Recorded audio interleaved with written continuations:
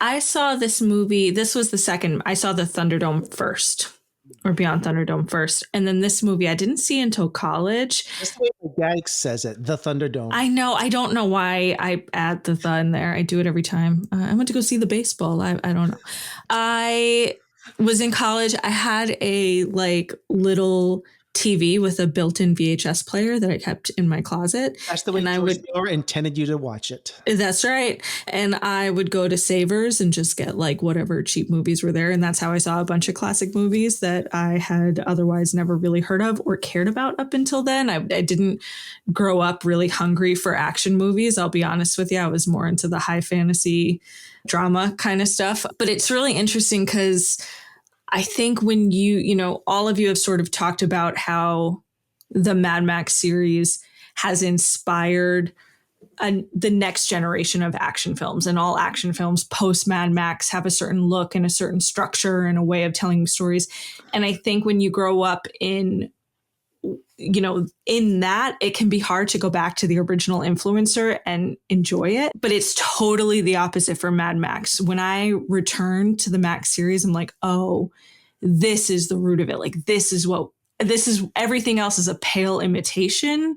It's not that everything else has done it so much better. Everything has tried and failed to capture whatever lightning in a bottle this movie is. I think it's an incredible film for how lean and streamlined it is. There's so much room for breath in it. We get tonal shifts. We get comedy with the mechanics. We have a character who's kind of having fun in the apocalypse in the gyro captain. We have all these different tonal experiences coming together.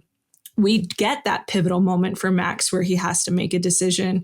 So even though the plot is leaner, it feels more fleshed out, and it's really revved up the stuff that you're waiting for. The costumes are, oh my God, they're insane. They're, they suck nitro, as they would say in the first movie. The action in here is going for it all the way. I mean, this movie just, I think, really perfected it. And you can see why everyone else has tried and failed to do it since then, including George Miller sometimes.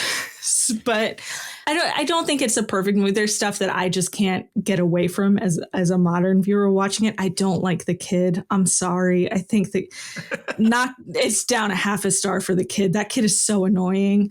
He just grunts his way through the movie. Oh God. It's like, dude, just not into the kid. I think he's awful. I've learned that I'm really grossed out by bald heads with just a few long strands of hair. Wow. Humongous can really, I think that's the point though. I do like his pulsating prosthetic. But yeah, I think this movie is, when you've seen everything that it's inspired and then you watch Road Warrior, it just feels like a return to form. It feels like what everything's trying to do. I think it's so special. It feels timeless, even though it really could feel stunted in an era. So I think it's great. I think it's a great movie. I think it's classic storytelling.